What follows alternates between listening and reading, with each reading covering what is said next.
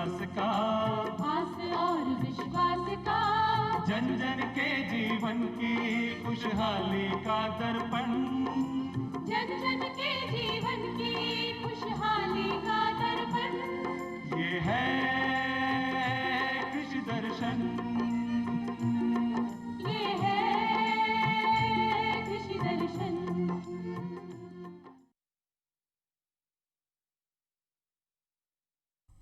जय किसान, जय राजस्थान, जय भारत। सभी किसान भाई और बहनों का स्वागत है आपके खास कार्यक्रम कृषि दर्शन में।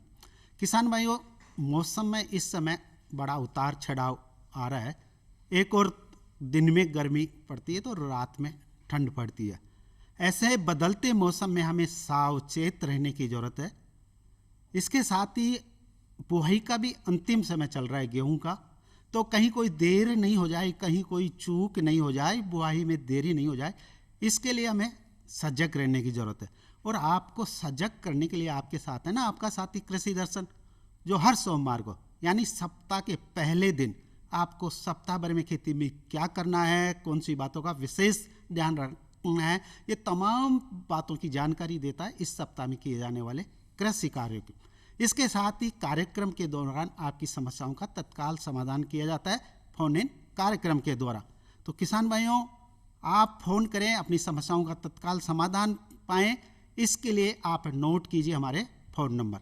हमारे फ़ोन नंबर है 27049999 2704-999। किसान भाइयों, दूसरे फ़ोन नंबर और है 2704-098। किसान भाइयों, दोनों लाइनें आपके लिए शुरू हो गई है।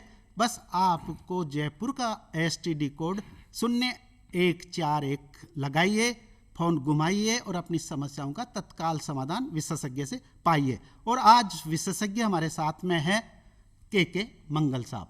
के मंगल साहब उप निदेशक कृषि के पद पे दुर्गापुरा कृषि प्रशिक्षण केंद्र में कार्यरत है। मंगल साहब, आपका कृषि दर्शन कार्यक्रम में बहुत बहुत स्वागत है। बहुत बहुत धन्यवाद और राम राम साहब।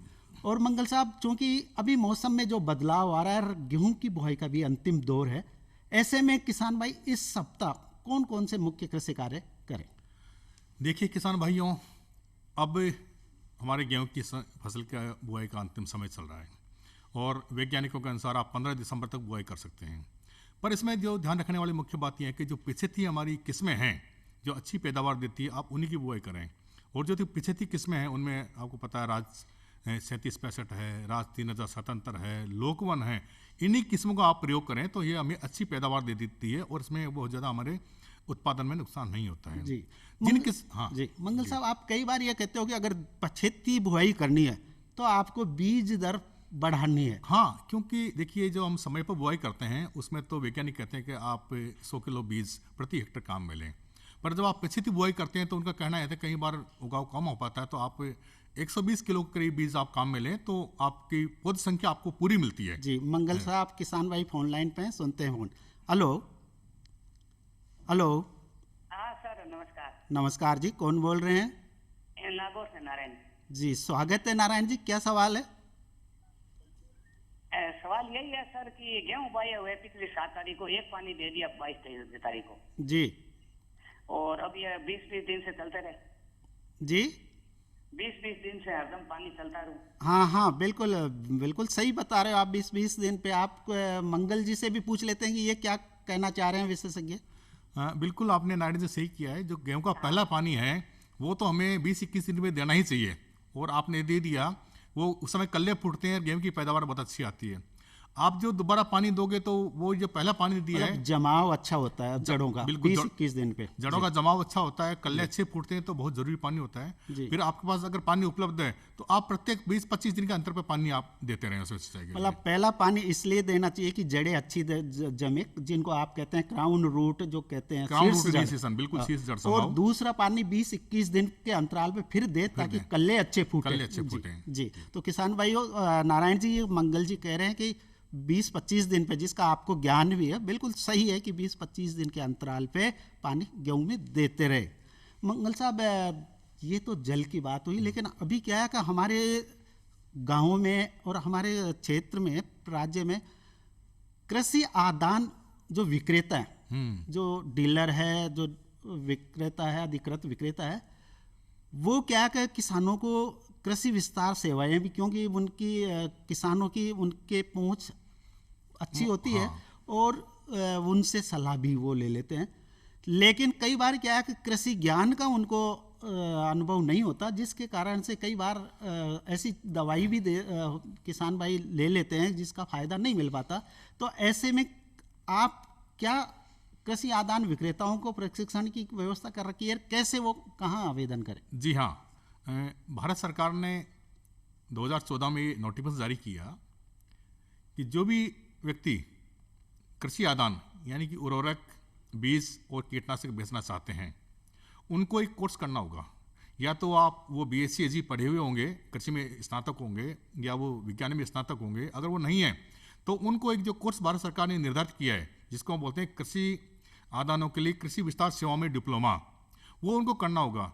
इसमें क्या करते हैं, उन आदान विक्रेताओं को जो भी कृषि की जानकारी होती है मोटी मोटी, वो सारी जानकारी दी जाती है और वो उस कोर्स को करने के बाद इस स्थिति में आ जाते हैं कि जो भी किसान भाई उनके पास आदान लेने आते हैं, उनको पूरी तरह से सोचकर, समझकर, जान करके कि कौन सा कीड़ा है, उसके लिए कौन सी कीटनाशक की आवश्यकता है, या कौन सी बीमारी है उसके लिए कौन से फंजीसाइड की आवश्यकता है, फफूंदनाशक की आवश्यकता है, या खरपतवार कौन सा है, वो चौड़ी पत्ती का है तो उस प्रकार से, और वो सकड़ी पत्ती का है तो उस प्रकार से, वो सारी जानकारियां हमारे आदान विक्रेताओं को उपलब्ध करवाई जाती है। मंगल साहब किसान भाई लाइन पे हैं, सुनते। हेलो हेलो हेलो हेलो, किसान भाई आप पुनः फ़ोन कीजिएगा, क्योंकि कार्यक्रम बहुत आप लोगों के लिए है, इसमें समय की कीमत बहुत है, तो प्लीज़ आप दोबारा फ़ोन कीजिएगा। मंगल साहब, बात क्या है, आजकल बाज़ार में जब कीटनाशक खरीदने जाते हैं ना, तो देखते हैं कि कीटनाशक की जो डिब्बे होते हैं या पैकिंग जो होता है, उस पर कईयों पे लाल का निशान होता है, कईयों पे पीला होता है, कईयों पे हरा होता है, कईयों पे नीला होता है। तो इसका क्या मतलब है, हमारे किसान भाई क्या ध्यान रखें इन चीज़ों? देखिए किसान भाइयों, जब आप कीटनाशक लेने जाते हैं तो उसके कीटनाशक के पैकिंग के ऊपर, डिब्बे के ऊपर निशान लगे होते हैं, तिकोने निशान होते हैं, लाल भी होते हैं, पीले भी होते हैं, नीले भी होते हैं, हरे भी होते हैं। उसका बहुत एक मायने रखता है। और आपको पता होने चाहिए, अगर आप लाल, जिस पे लाल निशान हो रखा है, वो उसको कीटनाशक आप खरीद रहे हैं, तो आप समझ सकते हैं वो बहुत खतरनाक है। जो सबसे ज़्यादा खतरनाक है, जो सबसे ज़्यादा जहरीला है, उस पर लाल निशान होता है। उसके बाद जो उससे थोड़ा सा मध्यम होता है, उस पर पीला निशान होता है। जी, और जानेंगे, लेकिन किसान भाई को ज़्यादा इंतजार नहीं कर सकते, पहले लेते हैं फ़ोन। हेलो हेलो हेलो, नमस्कार सर। नमस्कार जी, कौन बोल रहे हैं? सर जी, रामलाल बावरी, चित्तौड़गढ़ जिले से सर। जी स्वागत है रामलाल जी, क्या सवाल है आपका? सर फसलों रखी है सर, मशरूम, मसूर, 20-25 दिन हो गए हैं सर। मसूर के नहीं, मटर। मटर, हाँ मटर, बताइए क्या समस्या है? सर नीचे। रामलाल जी, आपकी आवाज़, आप ऐसी जगह से फ़ोन करो जहां नेटवर्क पूरा काम। रामलाल जी पुनः फ़ोन कीजिएगा, क्योंकि विशेषज्ञ से और जानकारी लेते हैं, क्योंकि मटर में क्या ध्यान रखें इस समय, 20-25 दिन की फसल है।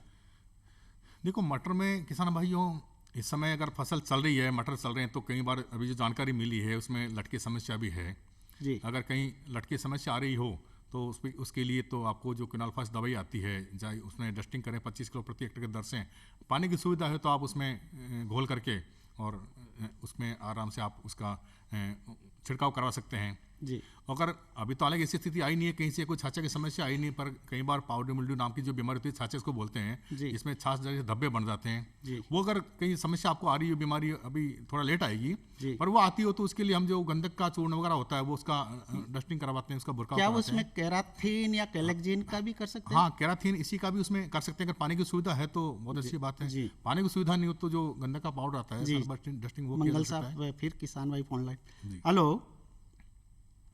हेलो जी, नमस्कार जी, कौन बोल रहे हैं? कृष्णलाल जी बोल रहे सर, हनुमानगढ़ जिले से जी। जी स्वागत है कृष्णलाल जी, क्या सवाल है आपका? सर कणक की बिजाई करनी सर, खेती क्वालिटी बताओ सर। किसकी बिजाई करनी है? गेहूं के, हाँ जी। तो किस में बताए कि देखिए हनुमानगढ़ गंगानगर में देरी से ही बोते हैं, तो क्या? हाँ कृष्णलाल जी, उसमें आप जो भी बुआई करेंगे तो राज 3765 एक किस्म आती है, बहुत अच्छी है। राज 3077 भी है, लोकवन भी है। ये अपने आराम से देरी से बुआई करते हैं जब भी आपको पूरी पैदावार मिल जाती है। जी, क्या राज 4037 की भी बुआई कर राज सकते हैं? 4037 की भी आप कर सकते हैं जी। तो अगर वो मिलता है तो उसकी जी कैसे सर? जी, बात बुआई की है। आपने बताया कि गेहूं में बीज दर भी करीब 20 थोड़ी सी 25 बढ़ा किलो के रखने ज़्यादा वाले, हाँ, करना चाहिए 120 क्योंकि किलो। फुटान कम होती है सर्दी में। मंगल साहब, बात चल रही थी हमारे डिब्बों पे, आपने बता दिया था लाल का, लेकिन कईयों में पीला और हरा भी हो निशान होता है। देखिए, सबसे जो अधिक जहर होता है वो लाल निशान होता है, उसके बाद पीला जो आता है उसमें मध्यम होता है, इसके बाद नीला निशान मिलेगा आपको। नीला निशान तीसरे नंबर का आता है, वो जहर है लेकिन वो भी मध्यम श्रेणी का जहर है। और जो जिसको हम सबसे कम जहरीला मानते हैं वो आपको हरा निशान वाला मिलेगा।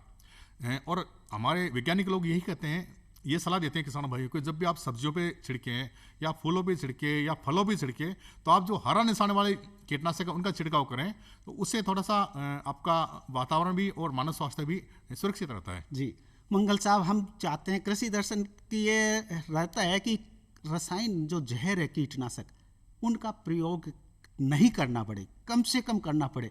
ऐसे में किसान भाई अपने घरेलू स्तर पे ऐसे क्या उपाय करे जो उसको जहर का प्रयोग नहीं करना पड़े? देखिए किसान भाइयों, आजकल चलन भी हो रहा है, जैविक खेती के नाम से सारी चीज़ें बढ़ रही है, और अगर हम पूरा सावधानी पूर्वक पूरा सावचेत होकर खेती करें तो हमें जहर को पूरी तरह तो नहीं पर कम से कम उसमें ला सकते हैं हम।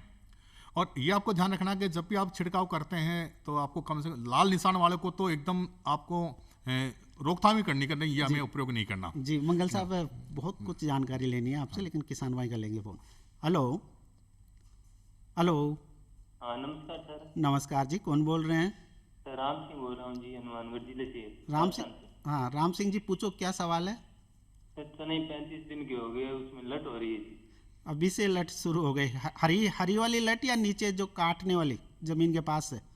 नहीं, हरी वाली है। हरी लट का क्या करना चाहिए साहब? हाँ, ये किसान भाई राम सिंह जी ने सही कहा। इस समय फील्ड से जानकारी मिल रही है कि चने में लट पैदा हो गई है और ये अभी हरी अवस्था में है, ये बाद में आपके बुरी अवस्था में हो जाएगी, बाद में काली हो जाएगी, लास्ट में इसका प्यूपा बन जाता है। और इसके रोकथाम तो करने को पड़ेगी अपने को। अगर पानी की सुविधा किसान भाई अपने पास है तो हम एक क्विनालफोस नाम की दवाई आती है, वो उसको हम पानी में घोल के छिड़काव करें। पानी की सुविधा अगर नहीं होती है हमारे पास तो क्विनालफोस का डस्ट भी आता है, 1.5% का चूर्ण आता है, तो 25 किलो प्रति हेक्टेयर की दर से हम उसको भुरकाव कर देते हैं। और ये भुरकाव हमें ज़्यादा शाम के समय करना चाहिए। अच्छा मंगल साहब, आप कई बार ये सिफारिश करते हो कि चने की हरी लट के नियंत्रण के लिए एनपीवी का प्रयोग करना चाहिए, बीटी का प्रयोग करना चाहिए, तो ये फेरोमोन ट्रैप भी आते हैं इसमें। देखिए बहुत सारी चीज़ें हैं। एनपीवी भी इसके लिए कारगर माना गया है और इसका भी हम छिड़काव कर सकते हैं एनपीवी का। उसके साथ कुछ मात्रा हमें कीटनाशक मिलानी होती है जी, और दोनों का जब हम मिला के छिड़काव करते हैं तो लट का उसमें खात्मा किया जा सकता है। अच्छा। कुछ किसान भाई हमारे ये भी करते हैं कि फेरोमोन ट्रैप आते हैं, तो वो फेरोमोन ट्रैप पे वास्तविक रूप में नर को आकर्षित करते हैं। उसमें एक ट्रैप लगाया जाता है, ये एक खेत में 5-6 की संख्या में लगाते हैं, तो जो हमारे नर तितली होती है वो सब उसमें आती है और उसमें वो पकड़ ली जाती है, मतलब ट्रैप हो जाती है, तो उससे भी हमारी संख्या कई बार रोकथाम हो जाती है। जनसंख्या जब उनका प्रजनन नहीं होगा तो आगे बढ़ेगी, लट पैदा नहीं हो पाती। तो इसमें बहुत सारे तरीके हैं जी। और किसान भाई तो ये जितने भी यांत्रिक जैविक तरीके हैं उनको ज्यादा से ज्यादा प्रयोग करना चाहिए। बिल्कुल करना चाहिए। ये समय की मांग है जी, क्योंकि जिस प्रकार से वातावरण में प्रदूषण बढ़ रहा है, सारी चीज़ें मानव स्वास्थ्य पे, फसलों पे, जानवरों पे, समय की मांग भी है कि हमें सबसे पहले इन जैविक नियंत्रणों को अपनाना चाहिए और जब हमें लगता है कि भाई अब जरूरी है उसी समय हमें कीटनाशक पे आना चाहिए। जी, आखिरी हथियार के रूप में जब सारे विकल्प। अच्छा मंगल साहब, बात यह है कि कीटनाशक का छिड़काव कर दिया तो कितने दिन बाद में सब्जियों को किसान भाई तोड़ के बाजार में ले जाए? ये एक बहुत ही आवश्यक चीज़ है। कीटनाशक किसान भाइयों ने जब कोई सब्जियों में लट की समस्या आई है या उसमें कोई चेपा है, एसिड है, और हमने छिड़काव कर दिया, जाने अनजाने में हम छिड़काव करते हैं, दूसरे दिन उसको तोड़ के हम बाजार में बेच देते हैं, तो वो मानव स्वास्थ्य के लिए बहुत खतरनाक, ज़्यादा हानिकारक होता है। ये किसान भाइयों अलग अलग टाइप के जो कीटनाशक आते हैं, जिसे मैंने आपको अभी पहले निवेदन किया था कि हरे निशान वाले हैं, नीले निशान वाले हैं, उनका अलग अलग समय होता है। पर आप ये मोटा मोटा ध्यान रखिए कि जब भी आपको छिड़काव करना है उससे पहले आप एक बार तुड़ाई कर लें। जो भी पके हुए फल आप तोड़ लें और तोड़ने के बाद आप छिड़काव करें। और ये समय हर फसल के हिसाब से, हर सब्जी के हिसाब से ये अलग अलग होते हैं और ये आपके 5 दिन से लेकर के 9 दिन तक का इनका समय होता है। अगर आप हरे वाले निशान वाले कीटनाशक का छिड़काव कर रहे हैं, मेलाथियोन, डाइमेथोएट वगैरह, तो आपको कम से कम 6 दिन इंतजार करना होता है। अगर आपने कहीं और निशान वाले का किया तो आपको 9 दिन इंतजार करना होता है। आपको स्वयं को इस बात का आइडिया लग जाता है कि हाँ, इसमें अब कोई जहर की समस्या नहीं है और जो भी व्यक्ति इनका उपयोग करेगा, जो इनको आहार के रूप में लेगा, उसके स्वास्थ्य पे प्रतिकूल प्रभाव नहीं पड़ेगा जी। तो ये जो प्रतीक्षा काल है, अंग्रेजी में वेटिंग पीरियड बोलते हैं, ये बहुत ही ज़्यादा ध्यान रखने का है। जी मंगल साहब, क्या क्या चना हुआ, सरसों हुआ, वो फसल कहीं 1 महीने की हो गई, कहीं 45 दिन की हो गई, तो ऐसे में क्या कृषि क्रियाएं किसान भाई इस समय चना सरसों में करें? देखिए किसान भाइयों, जो सरसों है वो हमारी यहाँ की मुख्य फसल है। उसमें आपने कहीं निराई गुड़ाई की, अगर खरपतवार की समस्या तो निराई गुड़ाई की जाए। वैसे अधिकांश किसान भाई अभी दूसरी सिंचाई दे रहे हैं और दूसरी सिंचाई में भी वही है कि अगर जो आप नाइट्रोजन की मात्रा काम में लेते हैं, वैज्ञानिक हमारे कहते हैं कि जो नाइट्रोजन पूरी फसल में काम में लेते हैं उसकी आधी मात्रा तो आप बुआई के समय दे देते हैं और जो शेष मात्रा बचती है उसकी आधी मात्रा आप पहली सिंचाई में दे देते हैं। अभी चूँकि दूसरी सिंचाई का समय चल रहा है तो वो जो उसकी नाइट्रोजन की जो मात्रा बची है 20 किलो के हिसाब से, अगर आप उसमें यूरिया और इस तरह की चीज़ें देते हैं तो लगभग वो 45 किलो आपको यूरिया प्रति हेक्टेयर के हिसाब से देना होता है। तो पानी के साथ जो ही आपने सिंचाई दी है उसके 2 दिन बाद आप अपना उसका छिड़काव करें और ये देखते रहें कि उसमें मंगल साहब, आप क्यों ऐसा कहते हो कि जो नाइट्रोजन वाले उर्वरक हैं उनको आधा बुआई के समय दें, बाकी का आधा 1/4 20-25 या 30 दिन पे दे, बाकी का 1/4 इतने पे दे? हाँ। और पोटास और फास्फोरस को कहते हो आप संपूर्ण जड़ क्षेत्र में दे, ऐसा क्यों? ऐसा इसलिए कि जो फास्फोरस और पोटास होता है वो बहुत ज़्यादा गतिमान नहीं होता है। इनको जहाँ आप उपयोग करते हो ज़्यादातर समय ये वहीं रहते हैं और इनकी जो मोबिलिटी जो कहते हैं कि भाई जो जड़ों में ताकत होती है इसको प्राप्त करने की, ये धीरे धीरे धीरे धीरे धीरे धीरे घुलनशील होते हैं। जबकि आपके जो नाइट्रोजन वाले जो उर्वरक होते हैं जैसे यूरिया वगैरह, वो एकदम उल्टे होते हैं। आपने वो उपयोग किया और वो बहुत जल्दी उसकी गैसियस फॉर्म बढ़ जाती है। अगर हमने पूरा एक बार में उपयोग कर लिया तो वो पूरा का पूरा हमारी फसल को प्राप्त नहीं होता। इसीलिए वैज्ञानिक की सिफारिश ये कहती है कि जो नाइट्रोजन उर्वरक है वो आप आधा तो बुआई के समय दे दें और आधा जो बचता है उसको भी आप 2 किस्तों में अलग अलग, पहली सिंचाई में आधा दे दें और बाकी जो दूसरी सिंचाई दें उसमें आप आधा दे दें, तो पूरी तरह से हमारी फसलों को प्राप्त होता है और पौधे उससे अपनी ताकत प्राप्त करते हैं। अच्छा, ये नाइट्रोजन उर्वरक ज़्यादा मात्रा में दे देते हैं तो कई बार ये देखा गया है कि पानी में घुल के नीचे चले जाते हैं, नाइट्रेट की मात्रा अधिक होती है, कई रोग बीमारियां। तो हाँ, क्या देखिए इसमें अगर आपने नाइट्रोजन की मात्रा ज़्यादा दे दी है तो नाइट्रोजन क्या होता है कि ये फुटाव करता है, ये उसमें आपके जो वानस्पतिक जो वृद्धि होती है वो ज़्यादा करता है। और आपने ज़्यादा दिए तो पहली बात तो पानी के साथ घुल के नीचे चला जाएगा, ज़मीन से नीचे जाओ, पौधों को प्राप्त हो नहीं सकता। प्राप्त हो भी गया और आपने आवश्यकता से ज़्यादा दिया है तो पत्तियाँ ज़्यादा आएगी, उसकी वानस्पतिक ग्रोथ बढ़ जाएगी, उसमें जो समय बढ़ जाएगा, जो फूलों का और हमारा फल बढ़ने का समय होता है वो समय बढ़ जाएगा। और जब आपकी फसल की जब वानस्पतिक वृद्धि ज़्यादा होगी तो निसंदेह आप ये मानिए कि किसान भाइयों उसमें रोग कीड़े बीमारी की बीमारियों की समस्या भी ज़्यादा आएगी। जी। वो हमें नहीं करनी, हमें उतना ही देना है जितना वैज्ञानिकों ने बताया है, जी। ताकि फसलों का नुकसान भी नहीं हो और हमें एकदम ज़्यादा उत्पादन प्राप्त हो। जी। अच्छा, कई बार कहते हैं कि चने में आपको ऊपर से उसकी तुड़ाई करनी चाहिए, जिसको आप वैज्ञानिक भाषा में पिचिंग कहते हो, निपिंग कहते हो, वो क्या है और उसका क्या फायदा मिलता है? ये हमारे किसान भाई बहुत अच्छी तरह जानते हैं कि हमारे पुरखे भी इस काम को किया करते थे। चने की फसलों में ऊपर से हम चने के जो टॉप होता है उसको तोड़ दिया करते थे, उसकी भी हम घर में सब्जी बना लिया करते थे। पर इसका जो हमारे वैज्ञानिक लोग बताते हैं वो ये कहते हैं कि जब हम ऊपर से उसकी टॉपिंग कर देते हैं, उसको तुड़ाई कर देते हैं तो वो साइड में उसकी वृद्धि ज़्यादा होती है और जब उसकी साइडों में चारों तरफ चना फैलेगा तो उसमें ज़्यादा फलियाँ आएगी, ज़्यादा फूल आएंगे, ज़्यादा फलियाँ आएगी, ज़्यादा हमारी पैदावार होगी। और अगर ऊपर ज़्यादा उसकी वृद्धि हो जाएगी तो फिर वो उसकी पैदावार कम होती है, फलियाँ कम आती है। फलियाँ कम आती है, इसलिए ज़्यादा अब करना जरूर चाहिए किसान को। बिल्कुल जरूर करना चाहिए। अच्छा मंगल साहब, सब्जियों की बात करते हैं तो क्या इस समय शरदकालीन सब्जियां, चाहे गोभी वर्गीय हो चाहे पत्तेदार सब्जियां हो, अब पत्तेदार सब्जियों में क्या कोई किसान अगर क्या तुड़ाई के समय क्या सावधानी रखें और कैसे बाजार लेके आए ताकि उसको बाजार भाव अच्छा मिले? देखिए किसान भाइयों, जो भी सब्जियां हैं उनको हम तोड़ते हैं और ये हमारी एक थोड़ी सी धारणा होती है कि उसमें जो छोटा फल है या बड़ा फल है वो हम सारे एक साथ मिक्स कर देते हैं।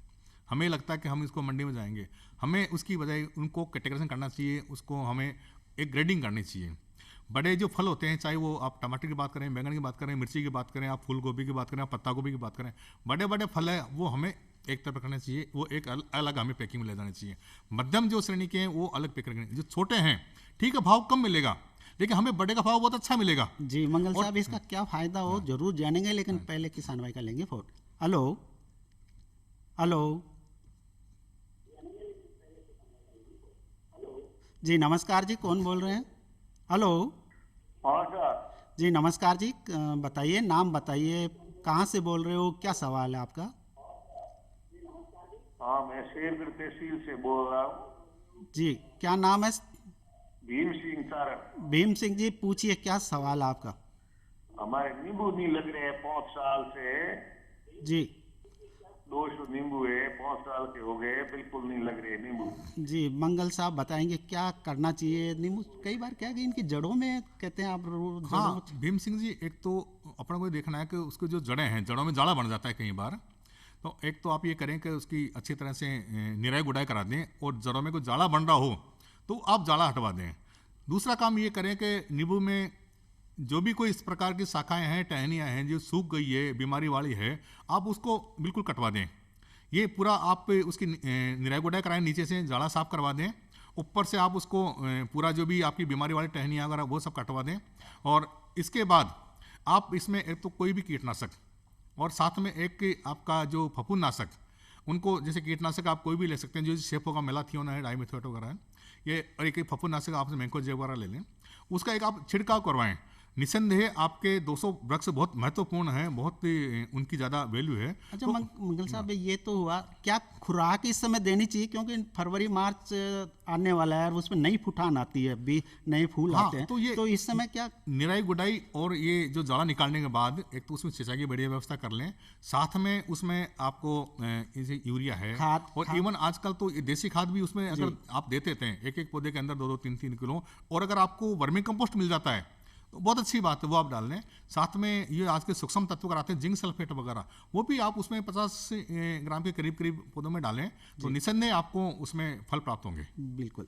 मंगल साहब बात चल रही थी गोभी वर्गीय। जी गोभी वर्गीय सब्जियां भी इस समय बाजार में खूब आती है, पत्ता गोभी ले लो चाहे गांठ गोभी ले लो ये, लेकिन इसमें क्या है कई बार क्या होता है किसान थोड़ा सा वजन बढ़ने के चक्कर में फूल काफ़ी मोटे कर लेते हैं, रंग भी उसका बदल जाता है, तो ऐसे में तुड़ाई कैसे करें, कौन सी अवस्था में करें ताकि फूल का आकार भी सही रहे, उसका रंग भी सही रहे, उसका स्वाद भी सही रहे और हमारे उपभोक्ता को कीटनाशक रहित गोभियाँ मिल सके। कई बार जब किसान भाई देखते हैं कि भाई फूलों का आकार बिल्कुल पर्याप्त हो गया लेकिन फिर भी लगता है कि भाई अभी और बढ़ने की संभावना है, तो पानी देते रहते हैं और उसको बढ़ाने की कोशिश करते हैं, तो वो जो दूधिया कलर होता है उससे पीलेपन पे आता है, हल्के हल्के पीलेपन पे आता है, फिर हल्के हल्के नीलेपन की तरफ आ जाता है और कई बार तो वो फटना भी शुरू हो जाते हैं। हमें इसका इंतजार नहीं करना, हमें लगता है कि हमारा जो फल है वो 1.25 किलो 1.5 किलो का हो गया है, जैसे 1 किलो से हम तुड़ाई शुरू कर देते हैं, वो अवस्था बिल्कुल बढ़िया होती है। क्योंकि अगर थोड़ा सा भी पीलापन आ गया तो फिर किसान भाइयों या थोड़ा सा भी नीलापन आ गया तो ये पक्का मान के चलेगा हमारा भाव एकदम से उसका कम होना शुरू हो जाता है। तो हम ये नहीं देखें जब एकदम हमारा दूधिया उसका रंग हो फूल गोभी का और 1.25 किलो का उसका वजन हो तो हमें उसको तुड़ाई कर लेनी चाहिए। और तुड़ाई करने के लिए पहले हम उसको फल को तोड़ना चाहिए। कहीं भाई हमारे क्या करते हैं पूरा पौधे को उखाड़ते हैं, वो बात की बात है, पहले हम उसके किसी भी उससे धारदार उससे और उसको फल को हम काट के अलग कर लें ताकि उसमें ज़्यादा नुकसान नहीं हो, नीचे के 3-4 डंठल या पत्तियाँ उसमें रहे, ये वांछित होता है ताकि वो 1-2 दिन सुरक्षित रहता है। जी अभी क्या है कि फलों में बात करें तो इस समय आंवला खूब हो रहा है, अमरूद खूब आ रहा है बाजार में, और साथ में माल्टा किन्नो ये भी बाजार में आने लग गए हैं। ये सारे के सारे आप कहते हो कि ये विटामिन सी का बहुत बड़ा साधन है। क्या किसानों को नींबू, माल्टा, किन्नो और अमरूद, इनका खुद को प्रयोग करना चाहिए, खाना चाहिए? क्या कहना चाहेंगे, क्या सिफारिश करना चाहिए? ये भाइयों, किसान भाइयों, बहुत ज़रूरी है। वर्तमान का जो समय चल रहा है वो आप सबको पता है, और हमारे डॉक्टर्स सब यही सलाह दे रहे हैं इस कोरोना काल में, ये जो भी फल, चाहे किन्नो हो, संतरा हो, अमरूद हो, ये सारे आपको स्वयं को भी उपयोग करने चाहिए, और जहां आप विक्रय कर रहे हैं वो तो उपयोग करेंगे ही करेंगे। पर इसमें जो मैं किसान भाइयों को निवेदन करना चाहता हूँ ये है कि जब आप तुड़ाई करें तो कृपया ये सुनिश्चित कर लें कि इनका क्वालिटी मेंटेन रहे, इनकी गुणवत्ता बनी रहे। हमारे क्या कई बार मैंने देखा है किसान भाइयों झुमके को हिलाते हैं, वो नीचे गिर जाते हैं और वो मिट्टी से टच हो जाते हैं, मिट्टी वगैरह लग जाती है, तो फिर थोड़ा सा उसकी क्वालिटी कम हो जाती है। हाँ। जी मंगल साहब, किसान भाइयों कह रहे हैं कि फसलोत्तर प्रबंधन यानी कटाई के बाद में उसका देख रेख, कटाई बहुत अच्छा करे ताकि बाजार भाव अच्छा मिले और उपभोक्ता को अच्छी चीज मिले। तो किसान भाइयों, ये कार्यक्रम आपका अपना कार्यक्रम है। इस कार्यक्रम में आप क्या देखना चाहते हैं, क्या जानना चाहते हैं, इसके लिए लिखे हमें पत्र, और इसके लिए नोट कीजिए हमारा पता है कार्यक्रम कृषि दर्शन, डीडी राजस्थान, दूरदर्शन केंद्र, जालाना डोंगरी, जयपुर। किसान भाइयों, फिर मिलेंगे इसी वादे के साथ। इजाजत दीजिए। जय किसान, जय राजस्थान, जय भारत।